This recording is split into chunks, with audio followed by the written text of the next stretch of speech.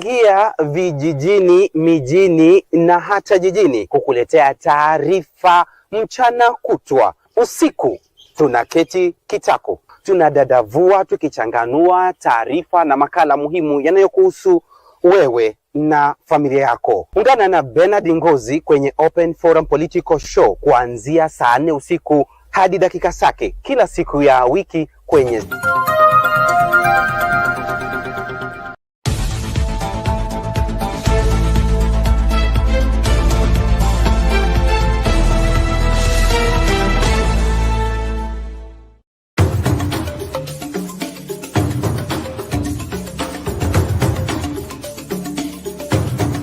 kutoka vijijini, mijini hadi jijini. Hii ni Sound Kanti Talk Live.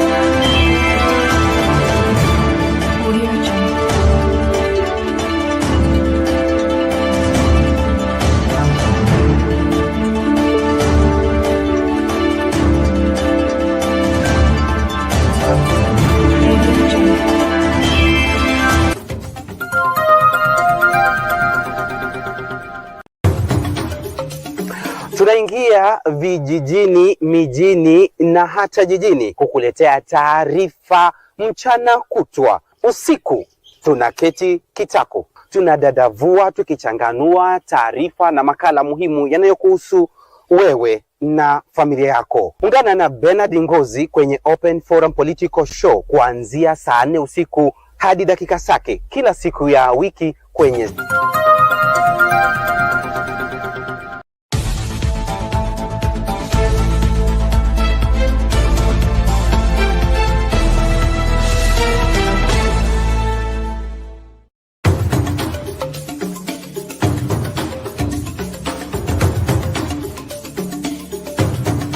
kutoka vijijini, mijini hadi jijini. Hii ni Sound Kanti Talk Live.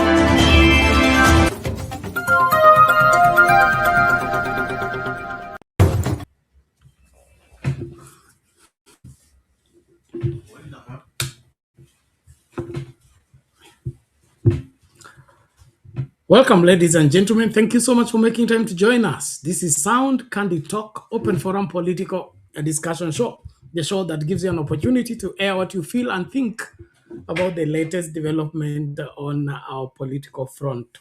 Well, congratulations to those that shined in the KCSE national exam results that came out today. And of course, different performance from different parts of the country, different schools competing. And that will form part of our discussion as we dive into the education situation. The former Deputy President Rigathi Gachagua stirred up a debate on the issue of national schools. And it seems to be pushing the William Ruto administration to the defense, as of course they look on how to explain it away politically. But I think it will not go without a fight. And this is one of the things that are really disturbing when it comes to the running of the affairs of matters development in our country. From the look of things, this word development and agenda for development in our country, I don't know how you see it, but from every look of things, a development agenda pushed by the government, to me, it looks like it's just a decoy. It's just, a cover up of some certain deals that are not geared towards actually achieving the purpose which they are deployed. I'm saying this because we just celebrated 62 years of independence. And of all the 62 years of independence, we have never had a collapsed government.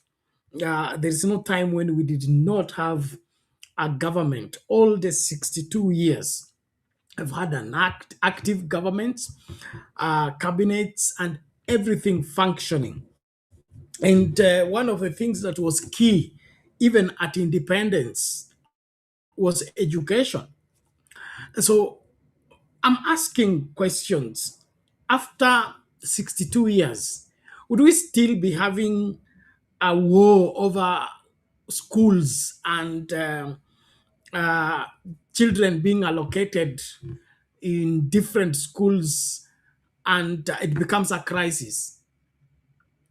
That's my question. If indeed we are functioning as a country and our government is devoted to the development of the country, would we be finding ourselves where we are, that we have a number of students that cannot be assimilated in our schools because we don't have enough schools, or the available space for students to be admitted in school are limited. We have excess number of students. And then, of course, now there is this aspect where Gachagua now comes up and says, what was Omekwao? Okay. Why haven't they built their own schools? Why haven't they established their own infrastructure? And this is something that I believe needs to get Kenyans to think, and not only to think but to act, and not only act but demand that the government does the right thing. One of the depressing things about successive governments is when government undertakes a project or an exercise for the sake of making money, that we want to attach on education.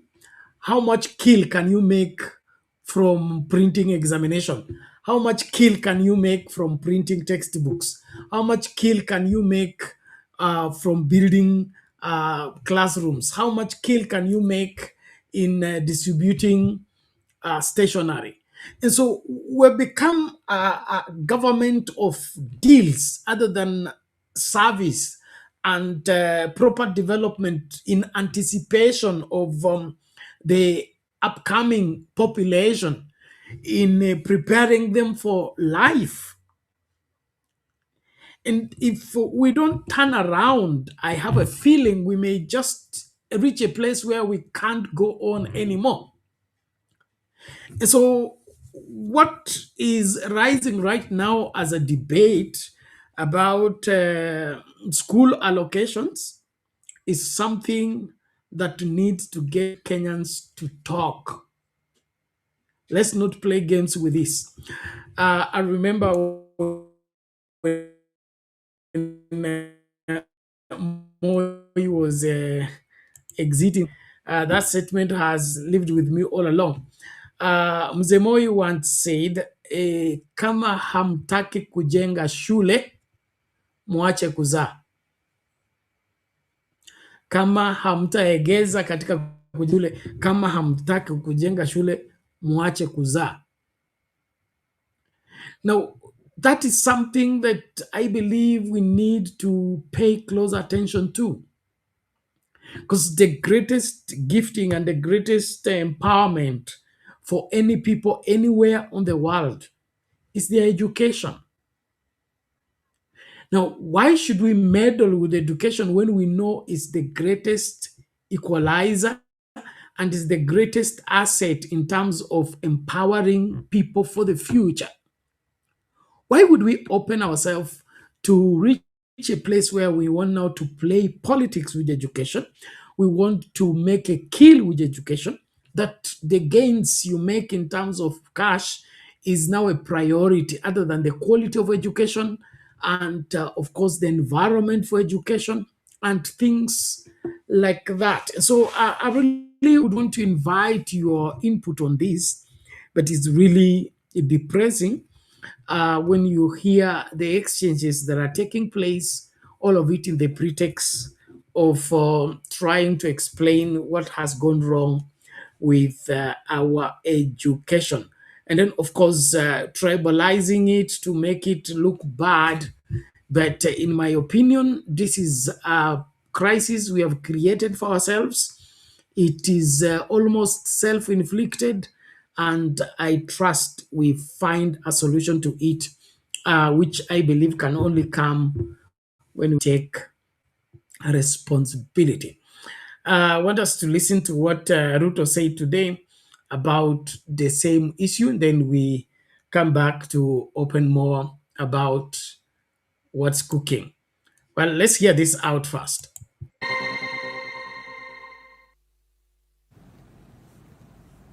Welcome back. President William Ruto has condemned rising political rhetoric surrounding the placement of grade 10 students in national secondary schools, warning that attempts to balkanize education will not be tolerated. The president insisted that national schools are a shared national resource and must remain accessible to learners from all parts of the country based strictly on merit. Speaking during the Nyota Fund disbursement in Nakuru, where 9,800 youths received 25,000 shilling seed capital, the president highlighted the government's plan to reduce unemployment. Jimmy Mbogo has more. President William Ruto has a message for leaders who have raised concerns over the placement of grade 10 learners in C1 schools, previously categorized as national schools. Ndio mimi nataka niwaambie brainless bankrupt politicians who want to create barriers, who want to erect roadblocks. I want to tell them the reason why we have national schools is because we wanted to break down the barriers of colonialism and ethnicity. The president dismissing claims that students from certain regions are being disadvantaged, maintaining that the placement system is structured to ensure equity and fairness across the country. Ruto taking a swipe at politicians fueling the debate, accusing them of advancing reckless and intellectually hollow arguments. And we will not allow no politician, however desperate they may be, however bankrupt they may be, to erect new boundaries for our children. We want our children to learn in every institution that is available to them in Kenya. The president, who spoke in Nakuru during the National Youth Opportunity Towards Advancement Nyota Project Funds disbursement, noted that the government is set to disburse 5 billion shillings in the next 3 months in 2 tranches of 2.5 billion shillings to the 100,000 youth across the country as seed capital. The funds will, however, only be available to youth aged between 19 and 29 years, particularly those who did not go beyond high school. We are looking for people who have no qualification. The qualification here is if you have no qualification, because we want to support you to have qualification.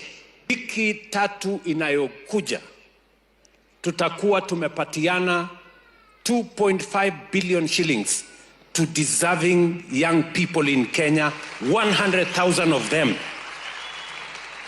And in another 2-3 months, tutawapatia another 2.5 billion vijana wetu wa Kenya. The government has unveiled its plan for recognition of prior learning through the certification of those who acquired the skills by retraining them to assert their skills. According to the president, the government is targeting at least 20,000 youth for the program who will be trained and certified on the government course to allow them to tap into opportunities in the markets. Kama wewe uko na skill yoyote, lakini hujasoma, hujapata nafasi ya kwenda college yoyote, lakini wewe uko na skill hiyo kwa sababu ya kufanya kazi hiyo kwa muda mrefu, we are ready to work with you so that we can empower you with training ya wiki 2-3, tukufanyie mtihani, alafu tukupatie certificate, na hiyo yote tutagharamia kama serikali ya Kenya. Jimmy Mbogo, Citizen TV, Nairobi. DCP Pat. Okay, there you have it. The president responding to what Gachagua talked about and other, I would say, Mount Kenya leaders on the aspect of disadvantaging the children that come from particular regions in the pretext of attempting to balance that national schools should be widespread in terms of the population that comes into that particular school. So this debate by Gachagua is based on the matters equalization fund and CDF, which are majorly meant for constituency development, and then of course these marginalized counties or marginalized regions to catch up with the other regions that had gone ahead by reason of the poor politics of siasa mbaya, maisha mbaya.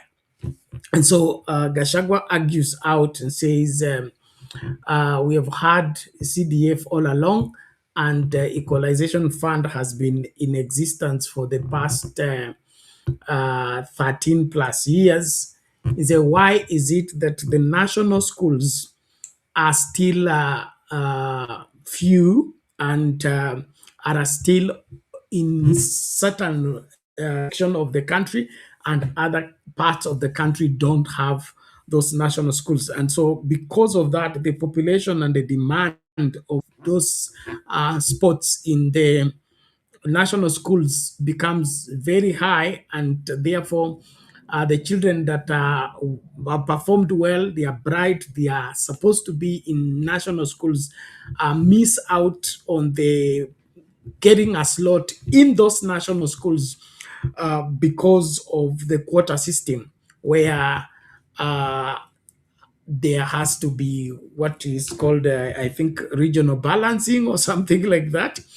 And so, especially Mount Kenya has had, I think, the highest number of national schools or something like that. I don't have the statistics. If you have, you can let me know. But what is at play here is that now the children of Mount Kenya specifically, borrowing from what Gachagua said, are either being posted away from home or denied the opportunity to attend Mangu and those other national schools in their neighborhood because they are admitting students from Garissa, Marsabit, and other parts of the country. So there is that animosity build up on the aspect of why should we deny the people who are the host of those national schools and give opportunities to those that have come from far away. And the reason they are coming from far away is because there are no national schools in their neighborhood. So he's asking, why don't they have national schools in their neighborhood when they have been given equalization fund that was meant to ensure that they develop fast enough to catch up with the rest of the country. It sounds as a valid argument when you look at it objectively, in terms of explaining on are we really getting the purpose for the equalization fund? Are we having right priorities when it comes to where we are spending the CDF money? And that's something that is worth looking into, because we seem to be caught into a place where, as a country, we just want to keep in motion, but not make progress. We are caught up into activities, but no productivity. And so we just go through motions. 5 years, we have an election, we have new people in office, then the new people in office will maintain the problem, chaperone the problem, pretend as if they are solving the problem. 5 years elapses, we go for another election, and we've been like this for 62 years. And if nothing is done, we may be like this after another 100 years. And so something needs to happen in terms of, are we really serious about sorting out what bedevils this country, or we just want to play games and mind games with the people? And of course, I'll come back to that aspect of what Ruto is suggesting, looking out for the unqualified people so that they can qualify them, and dishing out 25,000 shillings to them as seed money for them to start businesses. I really have a problem with that. Not that the young people don't deserve the money, or they should not be given the money, but it is government spending money in an exercise that cannot be sustained. Yes, an exercise that cannot be sustained. Remember Hustler Fund? The purpose for Hustler Fund was to give affordable loans for mama mboga, mtu wa boda boda, and all that, so that their businesses are revamped and make profit. How has Hustler Fund performed? The money pumped into Hustler Fund, how much has it drawn? How much profit has it drawn? Do we have records for the same?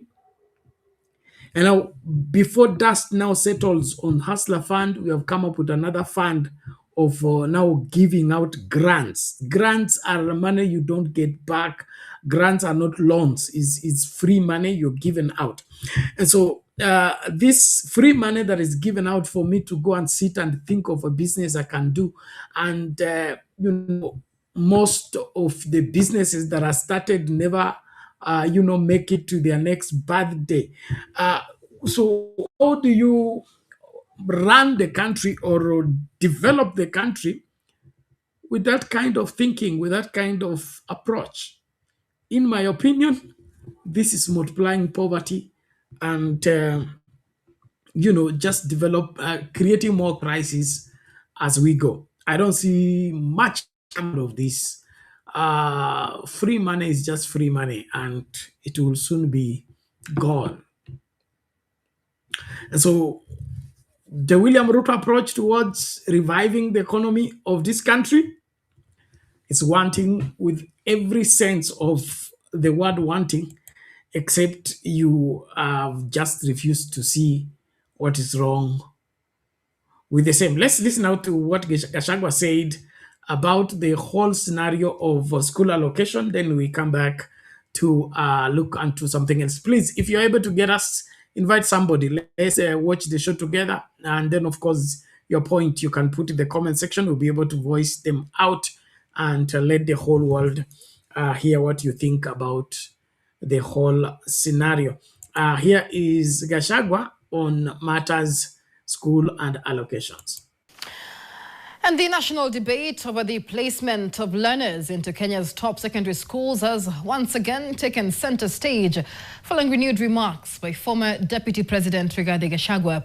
Speaking today in Nyeri, Gachagua defended his earlier comments on the school placement system, even as President William Ruto and other leaders pushed back, warning against politicizing education. And TV's Ibrahim Karanja reports. The conversation around who gets placed in Kenya's prestigious national schools and why has been ongoing, driven by concerns over merit, equity, and national integration.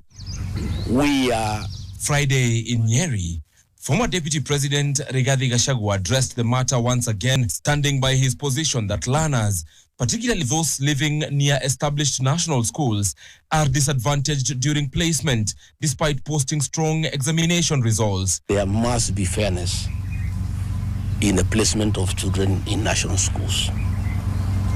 I have not insisted, and I cannot, that children of a certain area must go to schools where those schools are domiciled. No.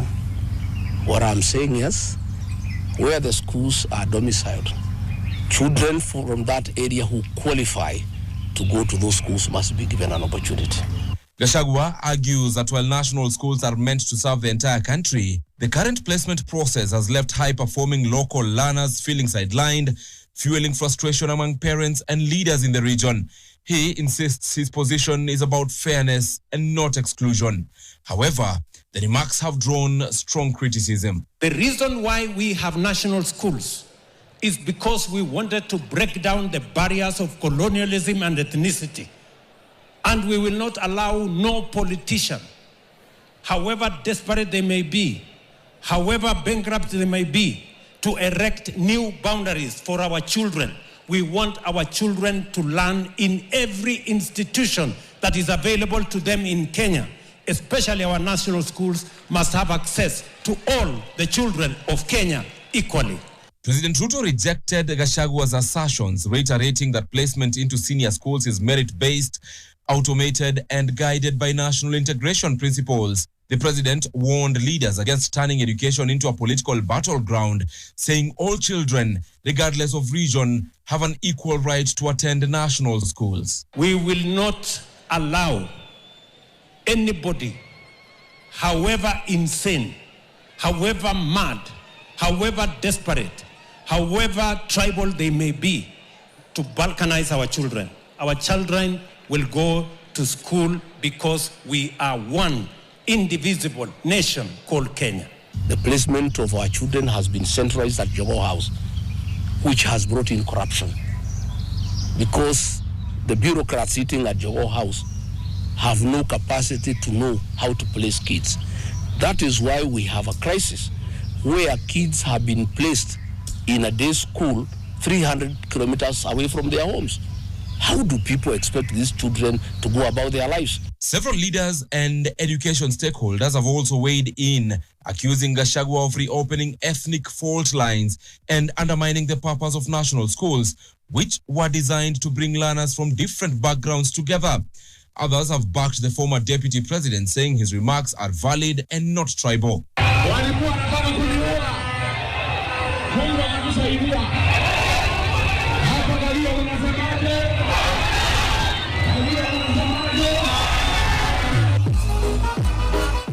After the press briefing in Nyeri, Gachagua proceeded to a political event in Kirinyaga.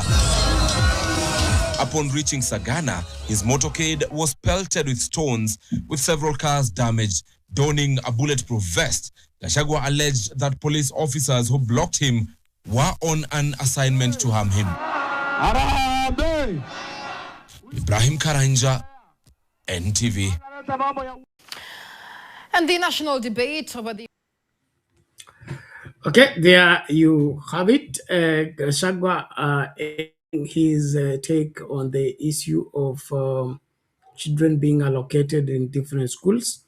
According to him, the locals should be given a priority if they qualify to be in the national schools than the foreigners, in quotes. And then, of course, William Ruto turning it against him by claiming that he is tribal, wants to cause divisions in education. As much as that could have some grounds, I still feel that the matters national schools needs not to be left to be, to those so-called national schools.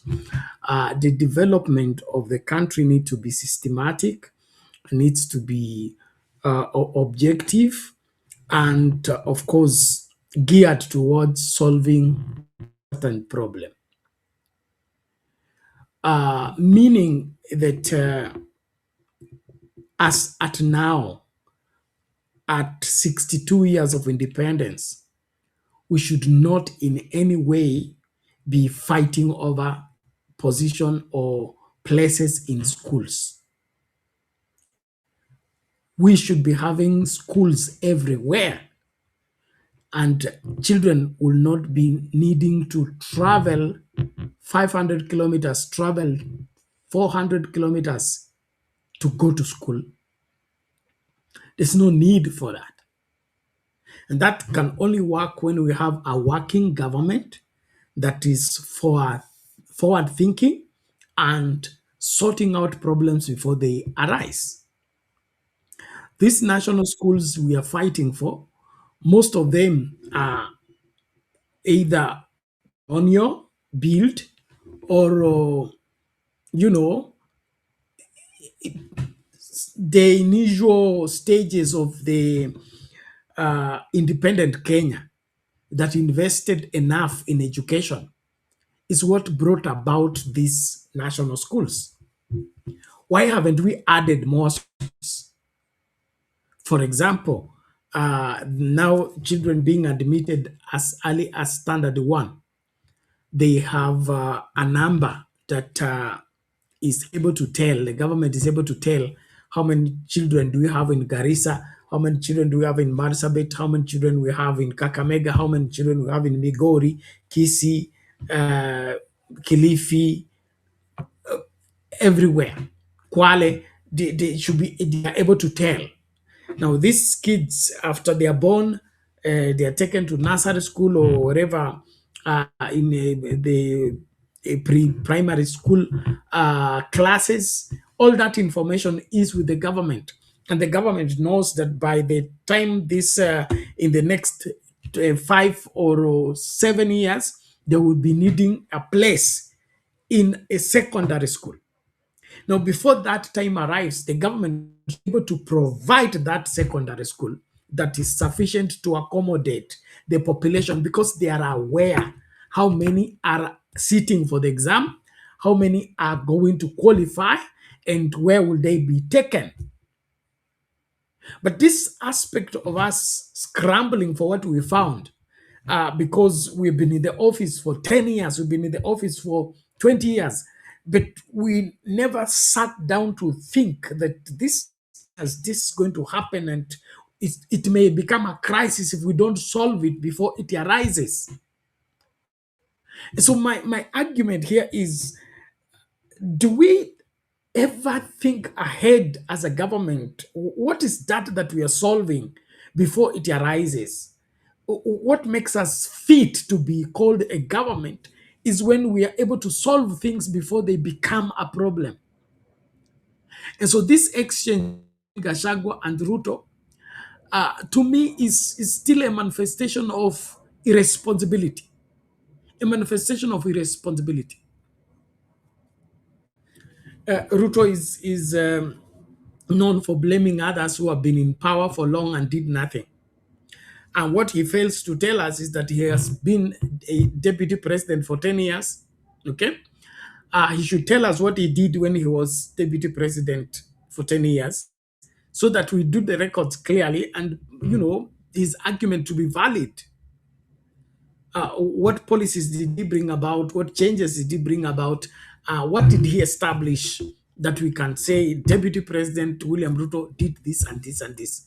And then, of course, he's been in politics from 1992. 92 up to now, it's over 40 years. Okay?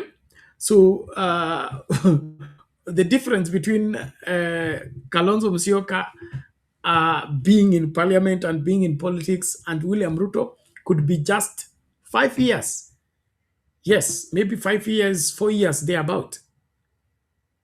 Because I think Alonso was first in parliament in 1988 and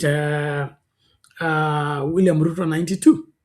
So 88, 92, the difference there is what?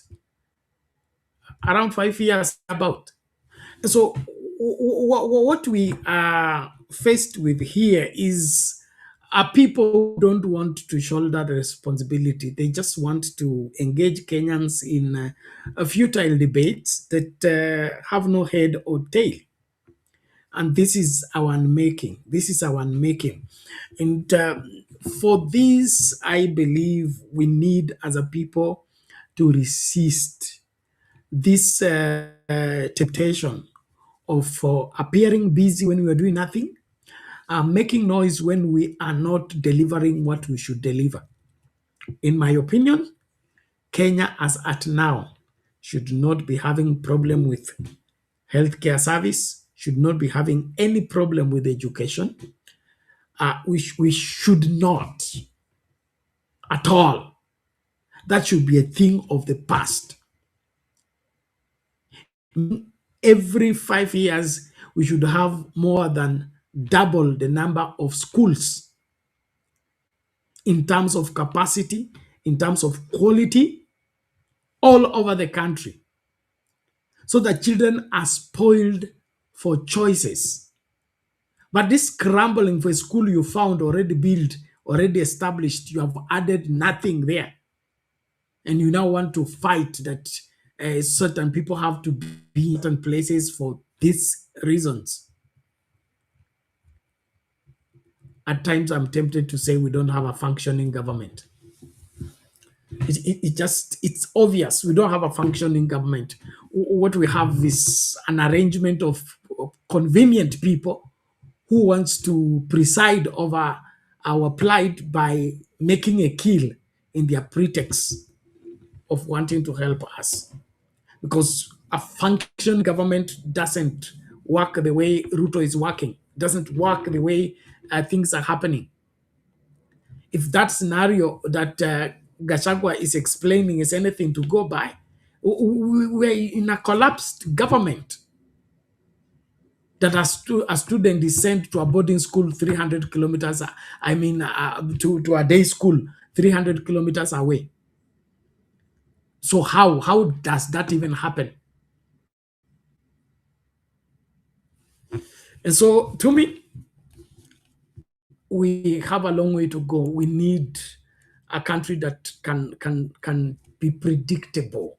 This crisis after crisis is not the way development is enhanced. This is not the civilized world. And we are talking about going fast world. We're talking about we can't just handle something and get it working without it developing into a crisis. Look at the crisis Shah has brought about. Look at the crisis now, the new model of funding of higher education. We'll be discussing that, has created. Must everything the government does end up in a crisis? And if everything the government does ends up in a crisis, is that government able to having capacity to do what they should do? So these are the concerns that are really disturbing. And then the sad part is the president responds to them politically. You want to play politics with the children, with the livelihood of the Kenyan people. It's a very sad matter. And so we want to have a country that we are sure of everything. We are sure of everything. This guesswork must be brought to an end. And that is why the debate of 1 term, 2 term is something that Kenyans need to think deeply about it. Okay? Because it is how you are performed in the first term that either qualifies you for the second term or denies you the second term. So the proponent of 2 term, as if 2 term is a must have a rethink. The second term depends on your performance in the first term. If you don't pass the exam for the first term, you don't get promoted to second term. And so we must bring everything in the scale. and not just get caught up into the air argument of 2-term, 1-term. And in my opinion, the William Ruto administration and the way it has handled Kenyan issues, it leaves a lot to be desired. It leaves a lot to be desired. They don't deserve a second term. That's what I mean. They don't deserve the second term, because this is going to create more crisis, going to create more confusion. It's going to make Kenyans cry more, because whatever that was working, they make sure it doesn't work. Whatever that was favoring the population, they make sure that it's withdrawn. And so we end up with a government that we should take care of when it is, instead of the government taking care of us, we now become the ones taking care of our government. I don't know if you get the difference, but that is the beginning of what is called a failed state. So all government services will come to a halt because there's no money. There is no functioning systems. Well, let's look at that more on the aspect of this particular crisis, and then we switch gears shortly. Anachukuliwa anapelekwa sijui which a very far area na apelekwa at boarding, anapelekwa day school. Is that really going to work? So we must agree as Kenyans that placement is flawed. Now the national government needs to sit and talk to the education officers on the ground. Wasaidie hawa watoto, ndio watoto wetu wasiende mbali. Watoto hawezi enda day school mahali hawana wazazi na mahali hawana mtu yeyote ya kukaa. Anachukuliwa anapelekwa sijui which a very far area na apelekwa at boarding, anapelekwa day school. Is that really going to work? So we must agree as Kenyans that placement is flawed. Now the national government needs to sit and talk to the education officers on the ground. Wasaidie hawa watoto, ndio watoto wetu wasiende mbali. Watoto hawezi. Okay, there you have it, a complaint there of children being misplaced. Okay, the placement into the grade 10 is resulting into misplacement, where the considerations are not put in play. I remember when I was I did my primary in the village. Then I was to come for secondary, that is Form 1 in Nairobi. And the transfer process was tedious in the sense that to move from one province to another, or one district to another, you needed to be cleared at Jogo House.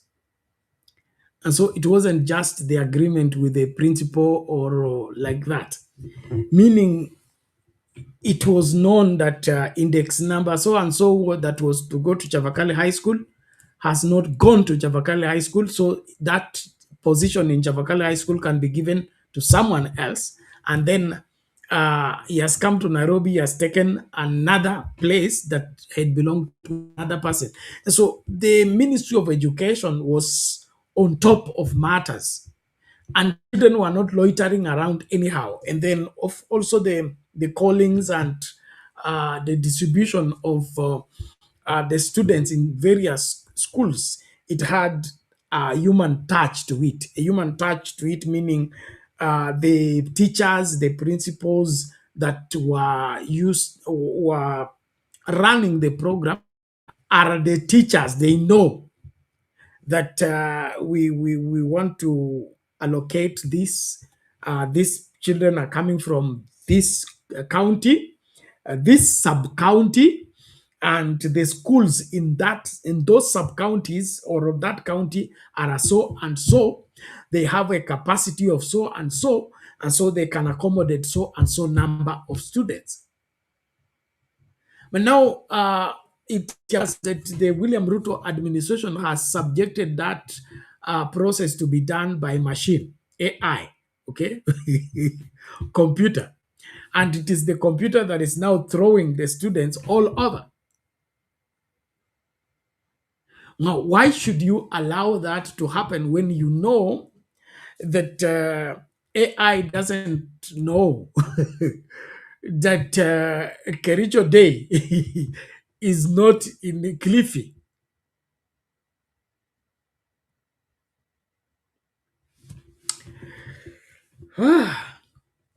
Some of these things are, I know they give you a headache for nothing. They give you a headache for nothing because that doesn't look like government. Even merry-go-round, hiyo maendeleo wanawake, it's run better. We need to be seeing something government. We need to see government working, systems working. And so you want to tell me that all these people in the Ministry of Education never saw that this running of names in the computer and picking schools by AI is going to be a crisis? They did not see that coming. And they're still qualified to run education. I wonder the quality of education then. If this is the quality of our management, this is the quality of administration, what kind of education will they offer to our children? I cry for my country. We need a better administration. And that is why, no matter what, we need to get a government that is indeed a government, not this caricature of things. Something needs to happen to this country. We must fix what is wrong with this country, and it begins by fixing the leadership.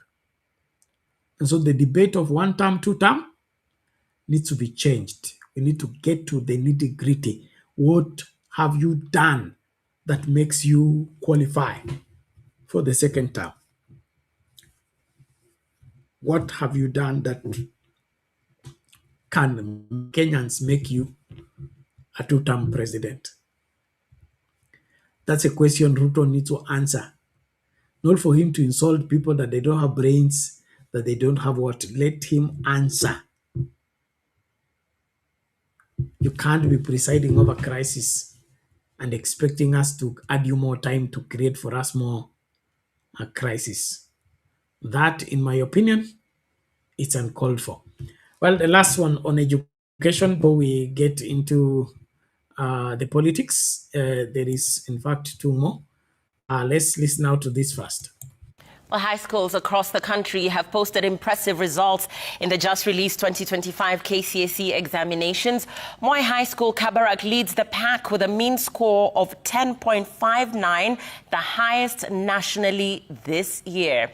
As Citizen TV's Marianne Nyambura reports, Alliance High School, Kapsabet Boys, Miranda High School, Alliance Girls, and Maseno School are among the schools that have also excelled in the 2025 KCSE. Celebrations rocked Moi High School Kabarak in Nakuru.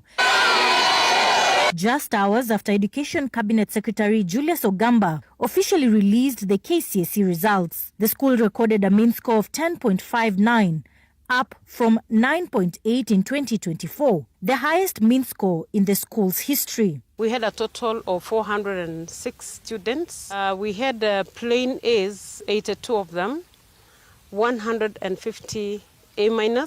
Out of the 406 students who sat their national exams, only 1 failed to attain the minimum university entry grade of C+ and above. Another giant school that shined in the 2025 KCSE exams is Alliance High School, which recorded a mean score of 10.47, up from 10.28 in 2024. Miranda High School in Siaya County was also among the top schools in the 2025 KCSE. 98.2% of the candidates will transition to the university.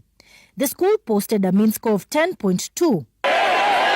Murang'a Boys High School also recorded a stellar performance in the 2025 KCSE. The school achieved a mean score of 10.16. This is an improvement by 0.443. because last year we had scored 9.7 to CELO. In Nandi County, Kapsabet Boys High School maintained its performance with a mean score of 10.0 in 2025, although the mean dropped slightly by 0.1 compared to 2024. When we look at the C+ and above, it tells us only 5 students at C and C minor. Maseno School recorded a mean of 9.8, while Asumbi Girls posted 9.7.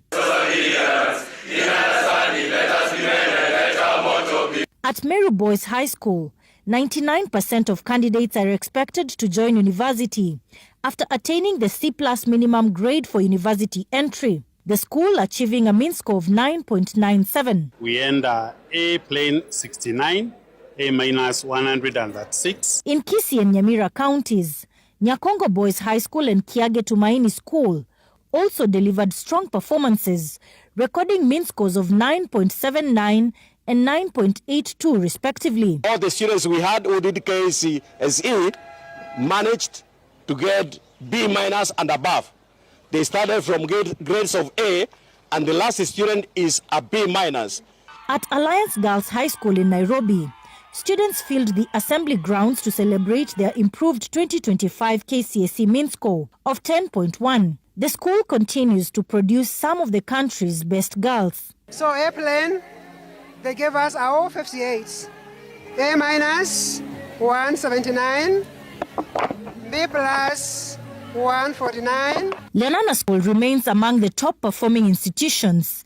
The school's chief principal, William Kemei, says the institution's mean score improved from 9.05 in 2024 to 9.49 in 2025. A similar story played out at Loreto Girls High School in Limuru, which also delivered a stellar performance in the 2025 KCSE results, recording a mean score of 9.404. Marianne Nyambura, Citizen TV. Now, high schools across the country have posted. Okay, there you have it, the performance of the KCSE around the country, different schools, and good performance there. Impressive. But I'm still tempted to ask, are these the Matiang'i A's? Are we getting back those A's that were, 100 and something, 200 and something A's? You remember when Matiang'i was cleaning up education? One of the things that he dared, he said we were going to see where those A's are going to come from. And the examination results began to be realistic. Realistic meaning not this abnormal marks. So is this that our students have indeed improved and our schools are performing well, or they are the mysterious A's that are manufactured by exam cheating? Well, time will tell. But in my opinion, the quality of education is proven in the performance of the student, not just the marks allocated to that particular student. So let's wait and see. But congratulations to those that have won and, of course, gotten a place in the university. We pray and wish them the very best.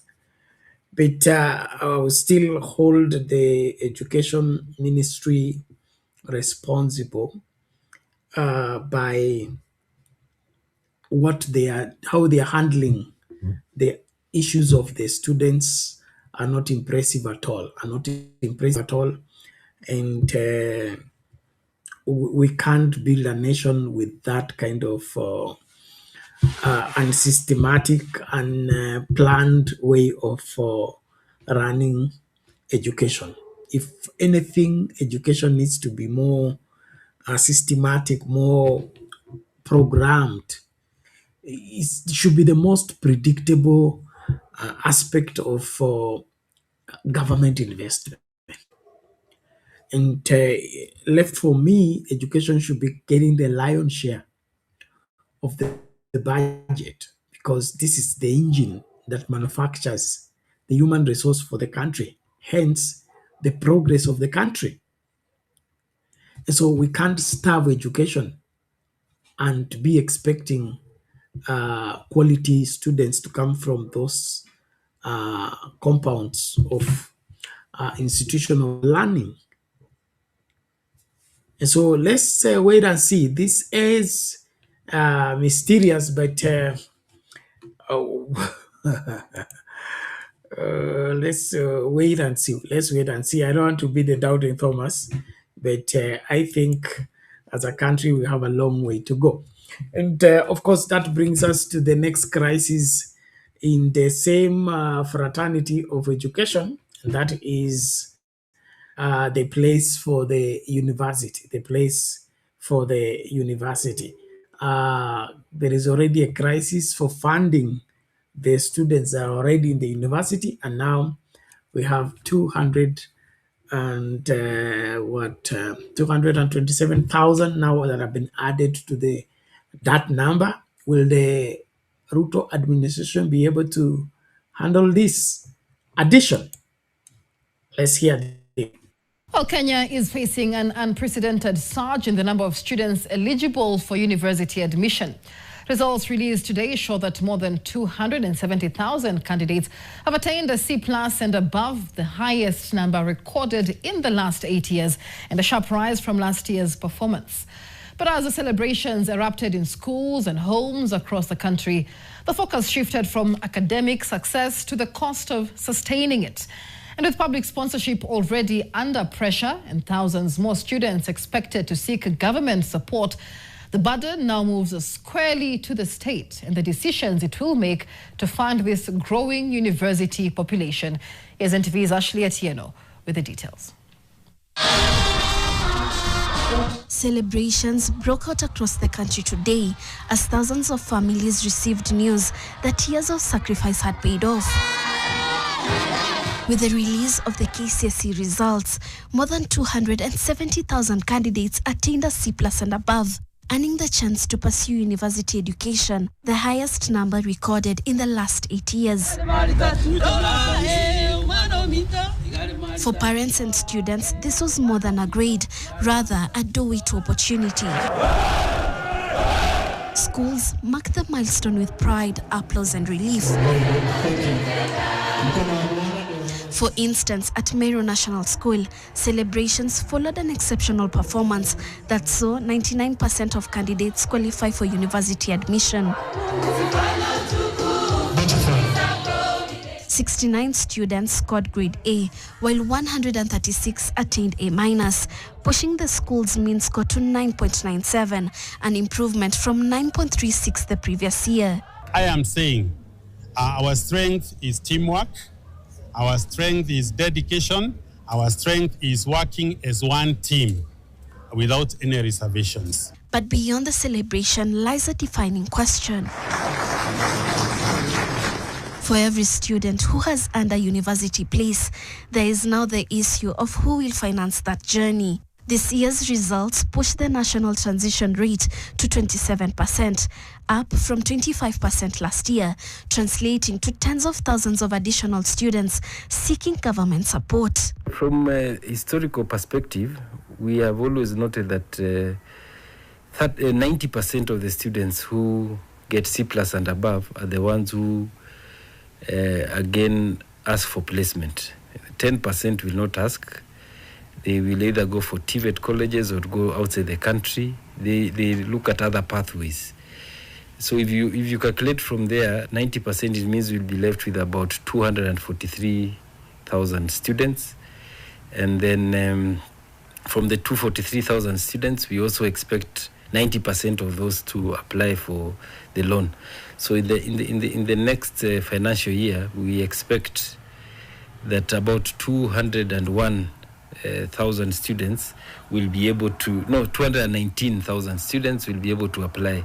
Already, the government is sponsoring more than 577,000 students across public and private institutions.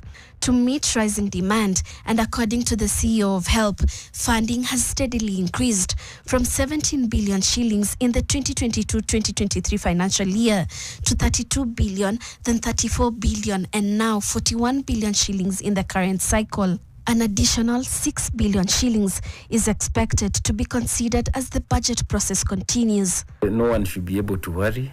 We are working with the Ministry of Education and the National Treasury to ensure that all the students who will be seeking placement in our public institutions will be able to be funded.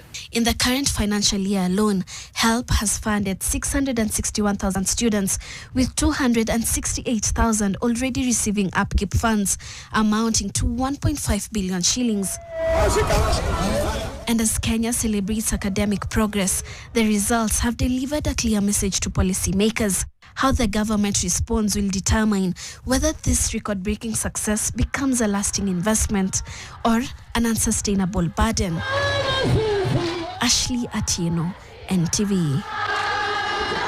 Well, Kenya is facing an unprecedented... Okay, there you have it, as an anticipated crisis as we celebrate the KCSE students. Those abnormal A's that I have pointed at, this majority of these people who have qualified for university places may not get necessary funding to pursue their career or their studies to the full.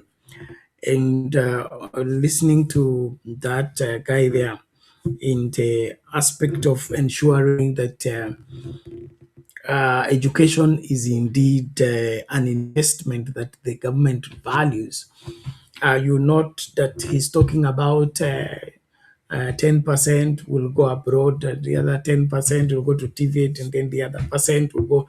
So it's not holistic. It's not holistic. In other words, if all these people decided to go to university, we will not have capacity. And so even the government itself anticipates that although we have this 270,000, we hope that maybe 100,000 will go elsewhere so that we only deal with the 170. You listening to that, you notice here that we have people that are not prepared to shoulder the capacity of the people that they have, presided over and ensured that they passed there. And this is the same thing I'm talking about, having a government that wants to do the least and get the most. A government that wants to avoid responsibility but be clapped for, but be celebrated. And so this madness is what I pray that we bring to an end. When it comes to matters education, let there be enough money for anyone who wants to go to school to learn. To learn. Not that we begin to slice and say, we slice here and say, so that the few, and hope that the rest will go to private, the others will go to TVET, and others. By the time these students are sitting for exam, the government should have rolled out how the money for them to learn to the last day of their university education. That should be ahead of time available. That's when we are in education. But this one, we are hoping that some will fall out and some will not go. Well, let me just leave it there. Well, that is it with our education crisis, and it zeroes into one thing. We have a leadership crisis. Our country is being run like a kiosk. Even a kiosk is run better. And when that happens, we are signing in for disaster. We're signing in for disaster. We are wasting our children, keep them in those four walls for 4 years, 5 years, and when they step out, they are not prepared for anything. They are not able to do anything. And so it's a matter of creating a crisis, postponing a crisis, and looking into a crisis, praying that that crisis will not happen. That is not it. We need a leadership that is indeed serious about each and every aspect of life: education, healthcare, food security, safety. Those things cannot be guesswork. They need to be practical and, executable with precision. That's when we're having a working government. But what we're hearing here is disaster.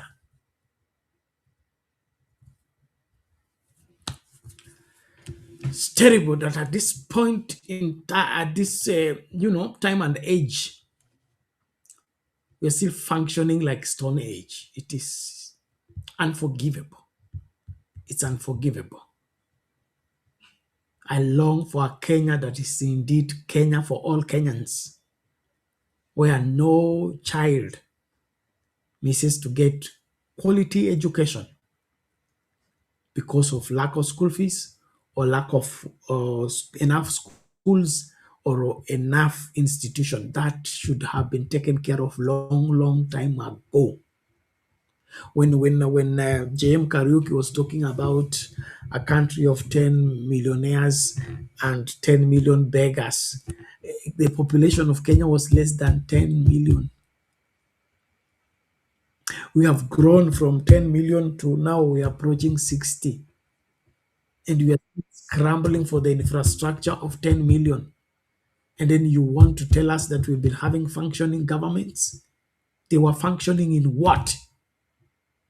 If they were not anticipating the increase in population and building infrastructure to be able to counter that increase in population. What I understand about being the leader of the nation is that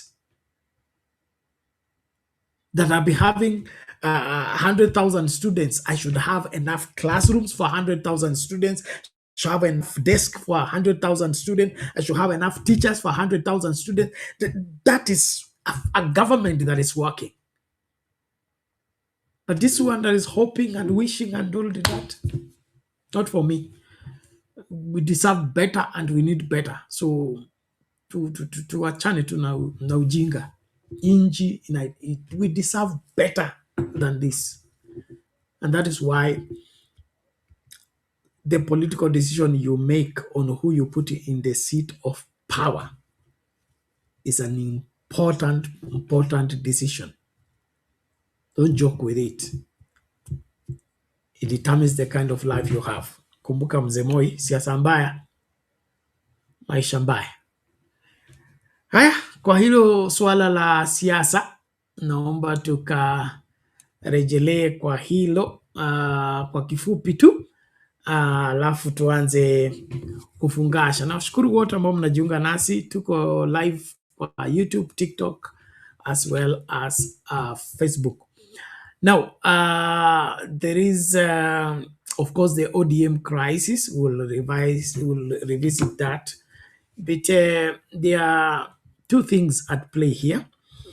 The William Ruto underhand of trying to eliminate other political parties in favor of his political party called UDA. And this has been one of the things that I have a problem with when it comes to William Ruto leadership. William Ruto is applying the politics of sabotage, the politics of elimination, and those kind of politics don't help the country much.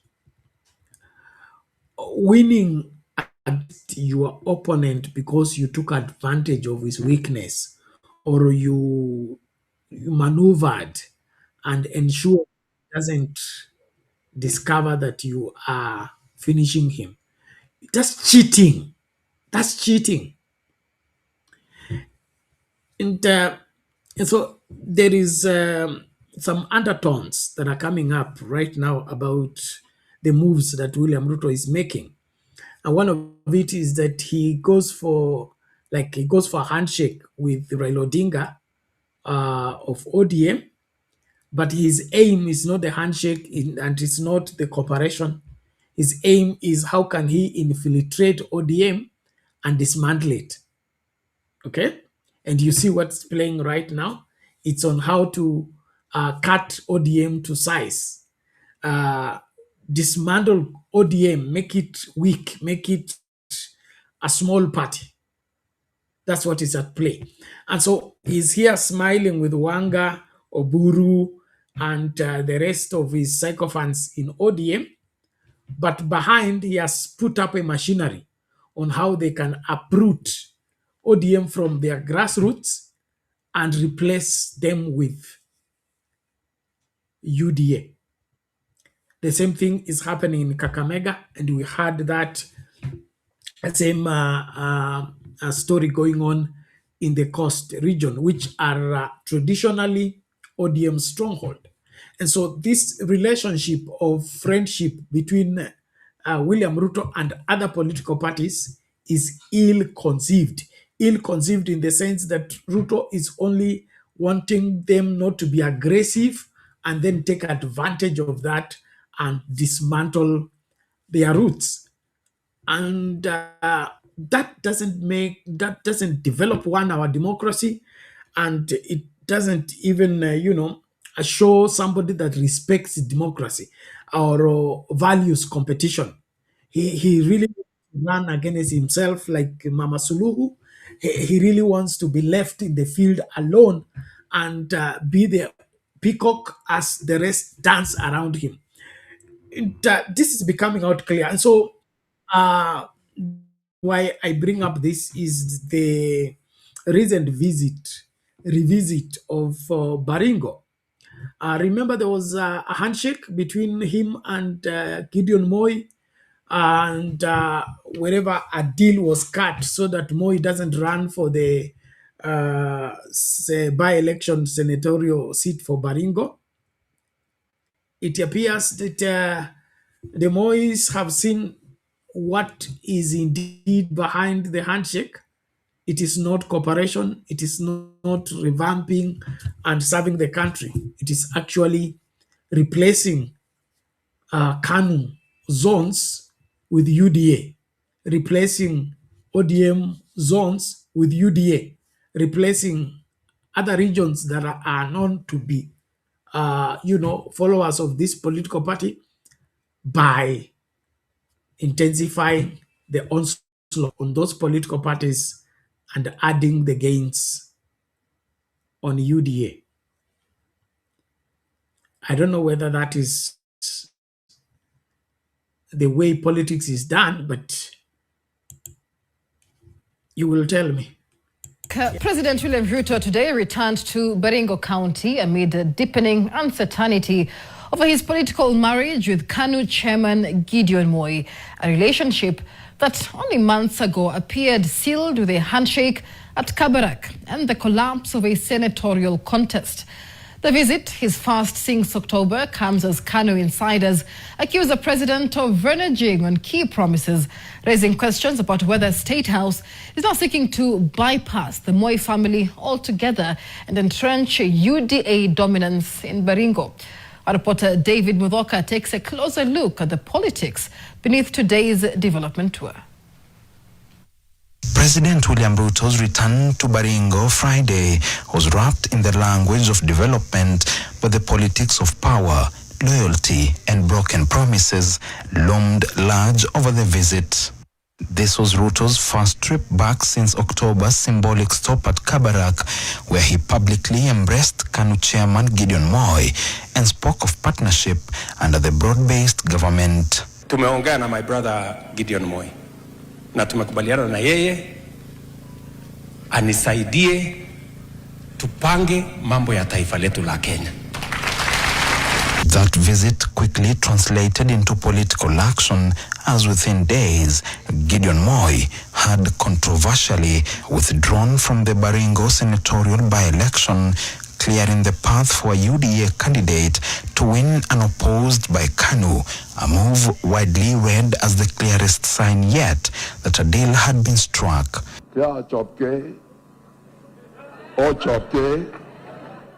I was prepared for the election. You were also prepared. But the president knows why I never made it to the ballots. Mimi nataka tukubaliane na nyinyi. Mkubali ili sasa tuwe na formal engagement kati ya KANU, sindio? Ili KANU sasa iwe part of the government of Kenya.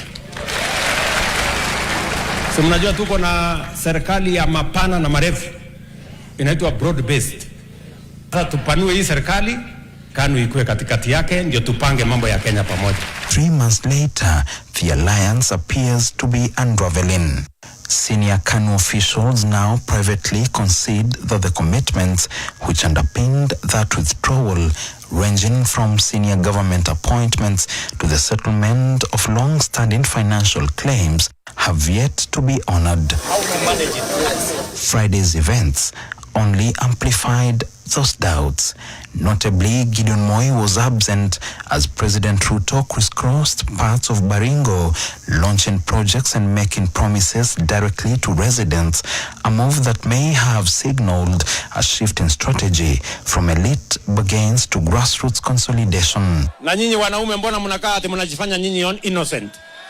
Kwani nyinyi ni innocent? In Mogotio, the president laid the foundation stone for a 528-unit affordable housing project, commissioned the Mogotio Modern Market, and inspected the Mogotio Sports Academy. Ruto announced that the government is investing 15 billion shillings in Baringo for the construction of 5,000 affordable housing units, 10 modern markets and hostels to accommodate thousands of students. Projects, he said, will create jobs and restore dignity to small-scale traders. Leo we have come to open a modern market. Hapa tuko na soko sasa ambayo tumetengeneza safi. Iko na maji, iko na stima, iko na vyoo, iko na wifi, iko na cold room, iko na mahali ya watoto kunyonyeshwa, iko na mahali ya watoto kucheza.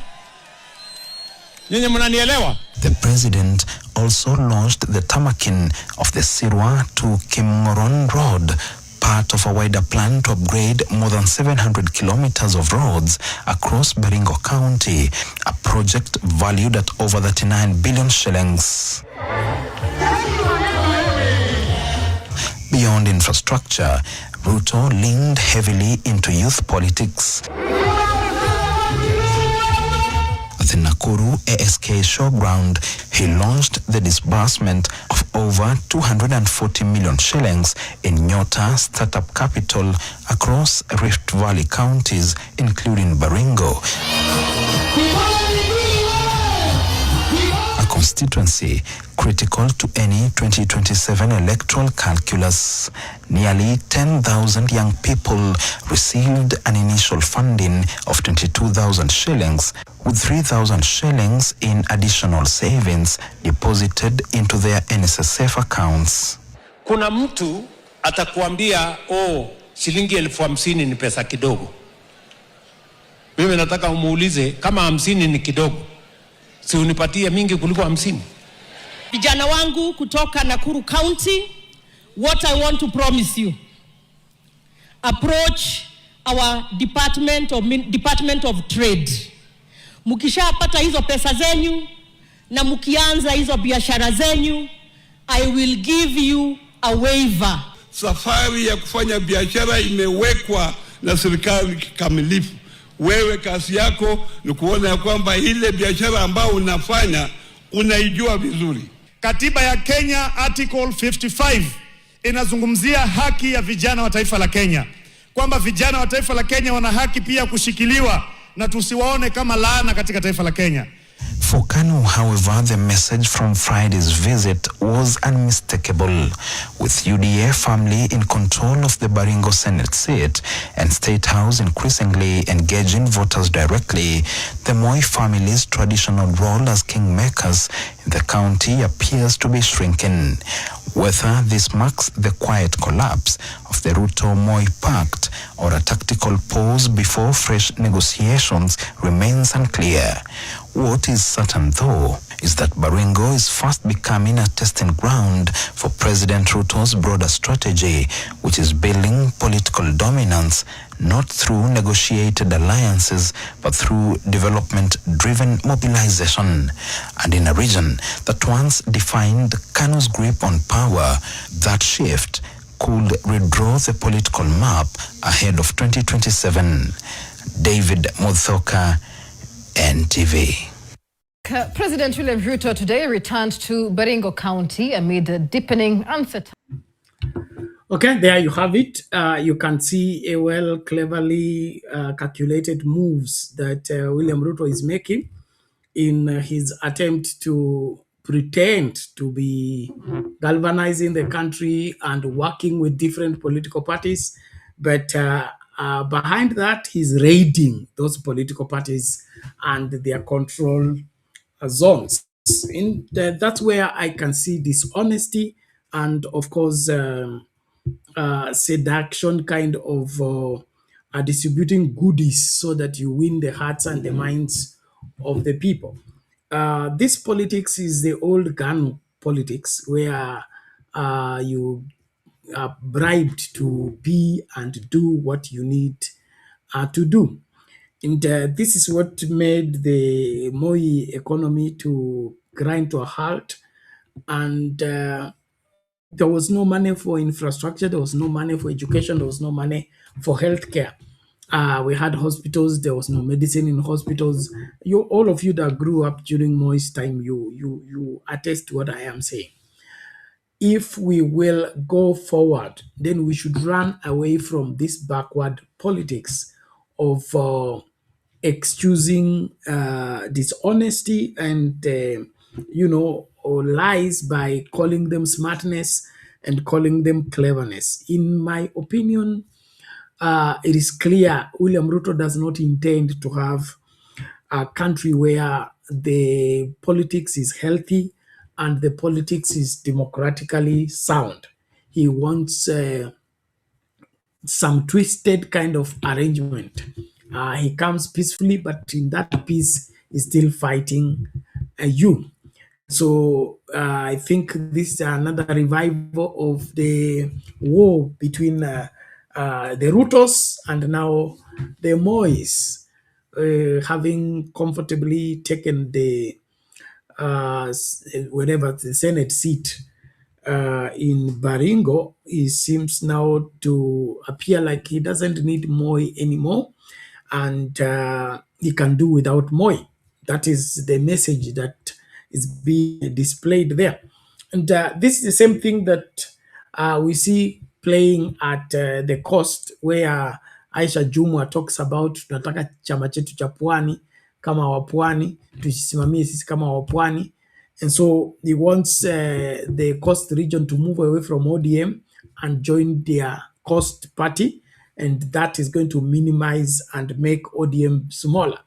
What is happening in Western Kenya? Western Kenya, he has captured Baraza, the governor of Kakamega, of course, with his deputy, and then taken this other, where there is the Bungoma section. So in all that, like it is rumored that Baraza, Oparanya, and who else? Their main mission is to turn Western Kenya into yellow. Make sure that the Kakamega people, the Busia people, the Bungoma people shift from ODM and join UDA. In other words, the peace agreement and the ceasefire that ODM offered UDA and KANU offered UDA results into them being raided, so that they now have no choice but to work with UDA, because UDA becomes the majority party, the most dominant party, the most popular party. And to me, that is one, messing up the democratic space. Two, it is indeed an avenue for planting discord and animosity between different leaders and different communities.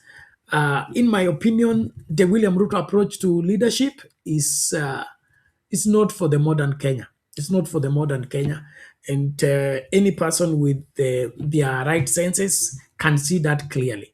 We're having a leadership here that doesn't want to appreciate that different opinions are important and different way of thinking is important, and different political parties is healthy and necessary for the operations of the country. Now, not necessarily meaning that when we have multi-party democracy means everything will be okay. What I mean is that it's a constitutional requirement. And if it's a constitutional requirement that we are a multi-party democracy, and I am the president should be able to cultivate and enhance that multi-party democracy, because that's what's acknowledged by our constitution. Now, when you begin to sabotage and kill and meddle with political parties, making them useless, you are indeed attacking the constitution, and or rather maneuvering to turn the constitution to turn the country back to one party, single party state. And if this continues, that's what is going to happen exactly. And so I really find the William Ruto approach to this party association very, very, very mischievous, and all the players need to be keen and be careful. And so all the wrangles you are seeing in the ODM are all William Ruto instigated, and they are instigated so that ODM doesn't pose a threat to UDA when it comes to the general elections. And instead of him building UDA, he's concentrating on destroying ODM, destroying KANU, destroying Ford Kenya, destroying DAP Kenya. And that's the paradox. Why should you want to key into, instead of building your party, you are investing in destroying other people's parties? That's backward, to say the least. That's backward. It's primitive. It's primitive. We don't need it. We don't need it. You don't have to kill people and destroy their properties, their legacy, simply because it is a threat to you. The best way to deal with it is go become the best. Become the best. To stay ahead, you have to keep ahead. Keep ahead by, of course, covering more distance than everyone else in terms of your quality, your commitment, your integrity, and all that. But this too much machinery deployed to destroy political parties so that a political party can be the only political party around, it's uninvited, it's uncalled for. And so beware of that. And on that note, we begin to close. It's a few minutes to 2 a.m. East African time. But on that particular note, let's just listen to Emilio Odhiambo on the issue of the rankles in the ODM party. And thereafter, we look at the election rigging. We're out of fingers at different people. There are those who will point fingers at the President William Samoei Ruto. There are people who will point fingers at retired President Uhuru Kenyatta. That's not the issue. The issue is to look inward. Our challenges are self-inflicted. We must come as a party and look inwardly and solve our issues internally and stop blaming other people. We are the ones inflicting harm upon ourselves.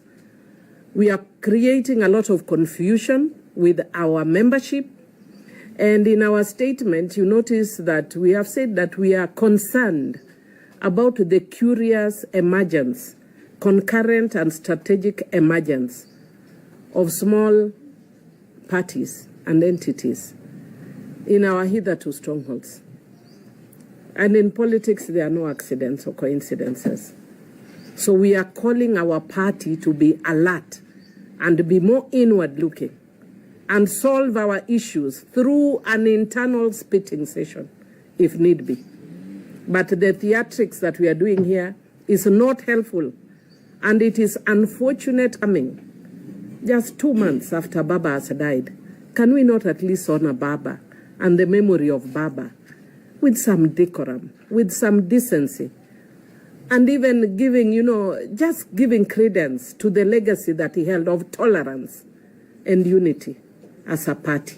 As a movement, we are really losing focus, and we need to refocus and get our ways back, and which is the way of Baba. Thank you. Fingers at different people. There are those who will point fingers. Now, how do you go and tell ODM kwamba ati unataka wao utakubali waingiliwe, na huku sasa mtu alikuwa anaitwa Camargo, what is the name? Camargo. Yani kura zilikuwa zinatekwa nyara between the polling station and the server. Forget it, my brother Giju, you are with William Wakatuo, but this is the truth. It has come out. Very interesting things are coming out of Venezuela. Hii ilikuwa timu ya Venezuela. The truth is now known. Viparanga va computer was real. And definitely, Ruto himself alikuwa product ya computer. Sio product ya watu. Now, how do you go and tell ODM? Mheshimiwa Eugene, weekend ya tarehe 5 na tarehe 6 ilikuwa Saturday and Sunday, mwezi wa 7 mwaka huu umepita. Jose Camargo na Hussein Marijan walikuwa wanafanya nini State House the whole weekend? I'm challenging them.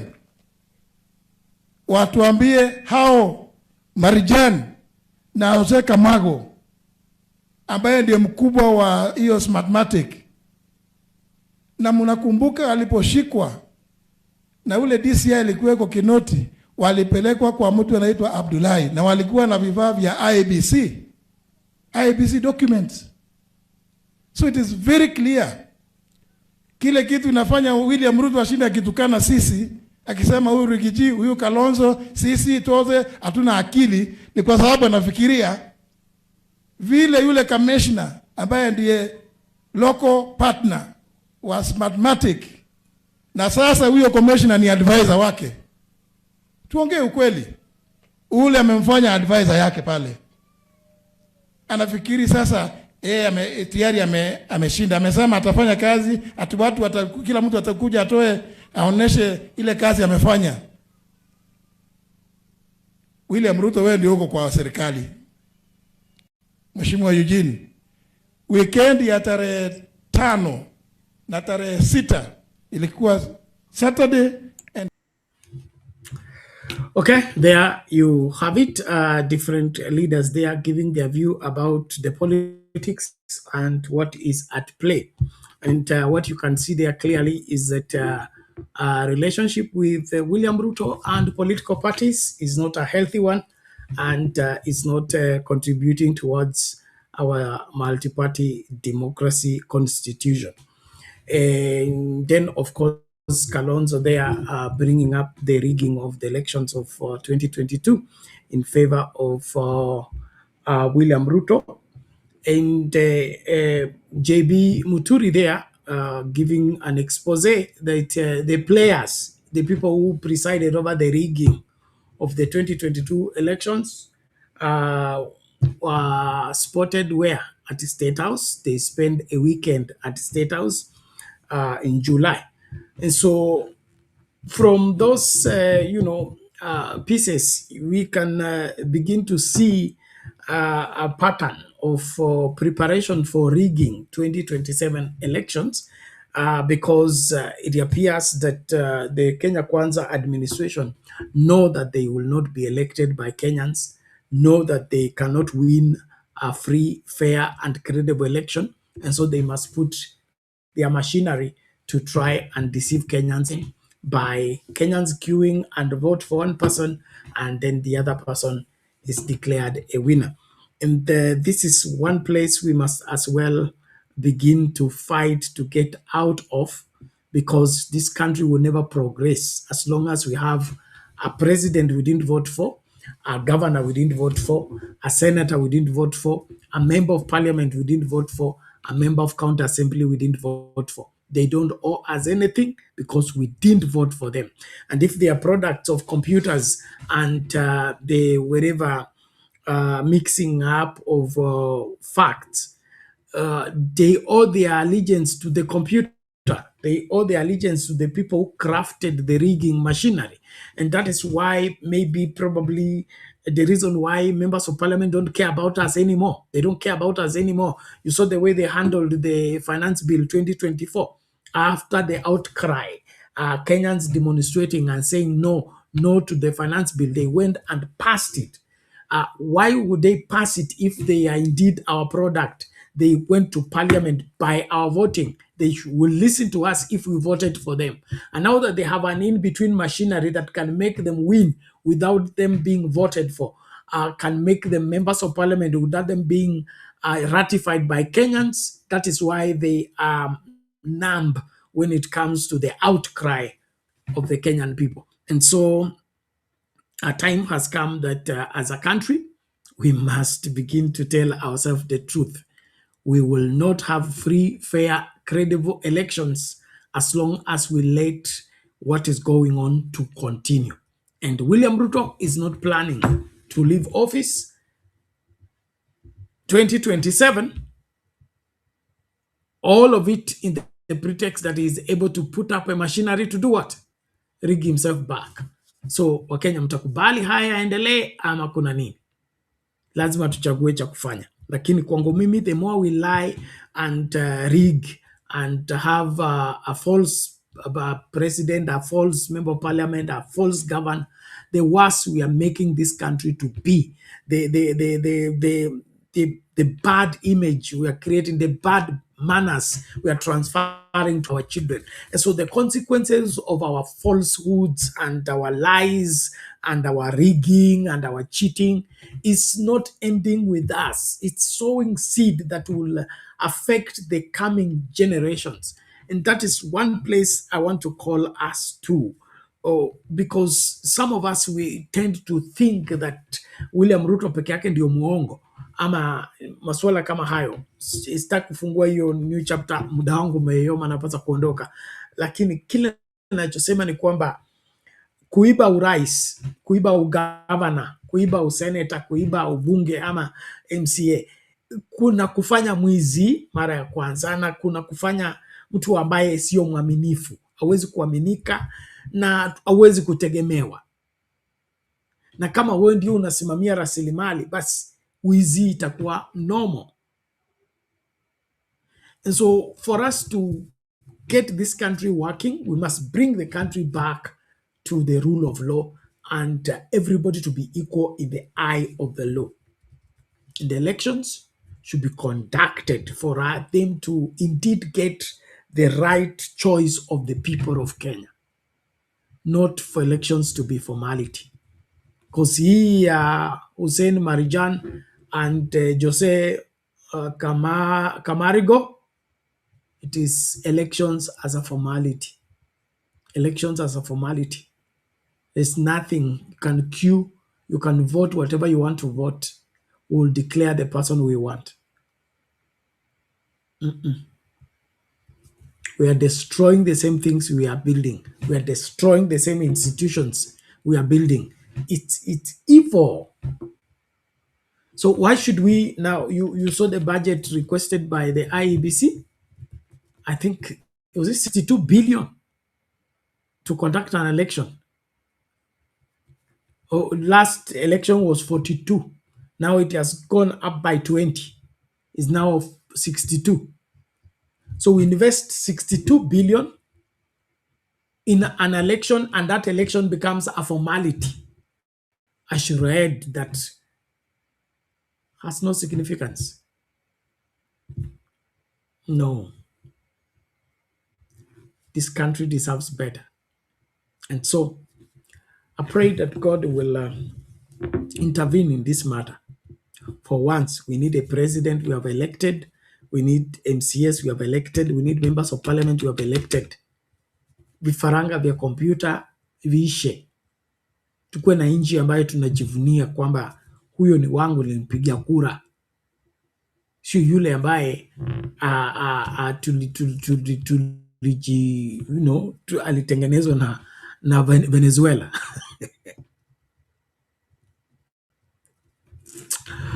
Well, it's terrible. It's terrible. Inspire Women says no elections will work in Kenya, not under Kidinji. Number 7 might repeat itself. Exactly, and we pray that there will be a turnaround. Me, I know that Kenya can only be fixed by an act of God. An act of God, something beyond human understanding. Because if this is what is already taking place, and Ruto is speaking with impunity, then he knows what he's doing. And so an act of God is what I'm invoking over this country. An act of God that will give us a president that the people have elected, and of course the other elective seats. In the meantime, I want to salute every one of you for being part and parcel of the conversation on Sound Candid Talk. I thank you so much for always supporting us, watching, and of course participating in the show. I look forward to meeting you again in the next program. I encourage you to be part of what makes things happen here. Tusaidie kulipa hii light ili muendelee kuonekana. Unajua mimi ni black, bila hii light itaonekana hata. So kuna hii wale mko TikTok, kuna hapa ukiangalia hapa kuna till number 516575. Hapo ukituma pesa ya token itafika. Buy goods and services 516575. Tutaweza kununua tokens and of course kulipa wifi, na tutakuwa hapa kila usiku kuchambua siasa. Ningependa kuwashukuru sana, nikitazamia kukutana nanyi katika masafa mengine katika vipindi vitakavyofuata. Cha muhimu, wajibika, shika doria, tuanze kupambana na huu uovu mapema tu. Kama tutachelewa tutapigwa dafrao. Wakati umefika, kila mmoja wetu ajihami ipasavyo na tuwe tayari kukomboa nchi yetu, ili nchi ikaongozwe kwa njia ambayo inafaa na tulinde rasilimali kwa vizazi vijavyo. Asanteni sana, tukutane tutakapokutana. Mungu awabariki.